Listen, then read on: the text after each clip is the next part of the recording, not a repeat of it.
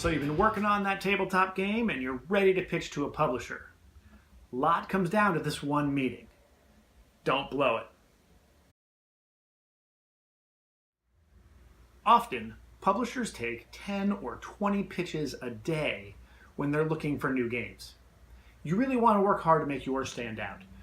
This video is going to cover the kind of things you want to say when you pitch your game to a publisher. Hi, my name is Steve.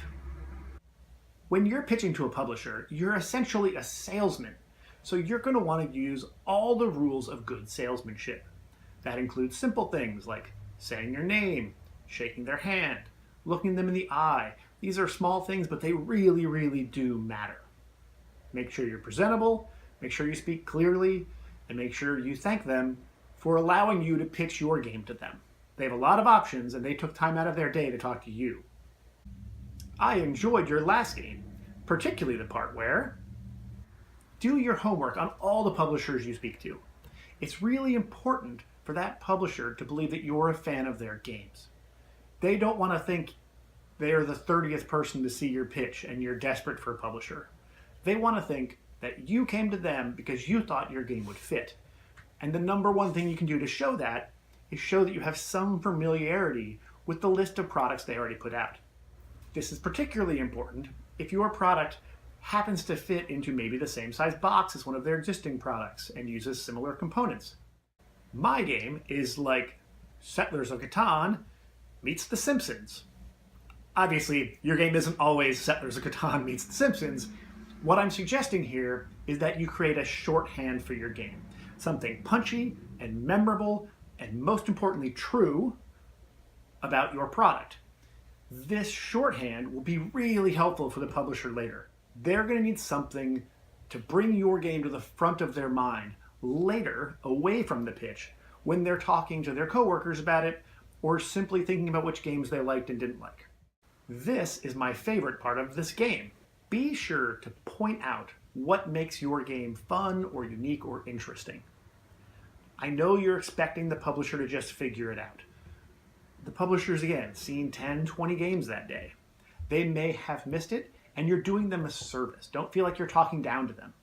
Make sure they know where the clever balance and levers are in your game, which parts people liked the best during playtesting, and what part you think is particularly unique. Don't be afraid to reference other games when you do this either.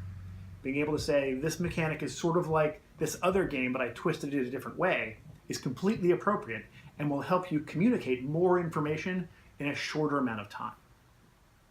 When I've played the game at local designer meetups and retail stores, the publisher wants to know that this isn't the first time you've showed the game to anyone outside your friends and family.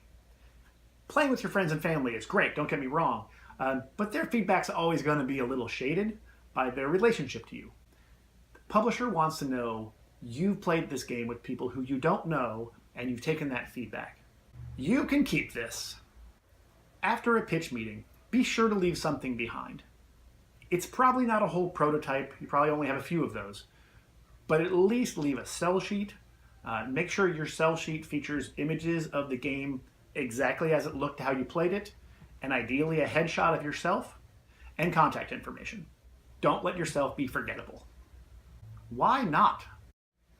For a publisher to say yes to you almost always takes time, well after the length of the pitch. But often during the pitch, or immediately afterwards, they will tell you no. They'll give you a pass.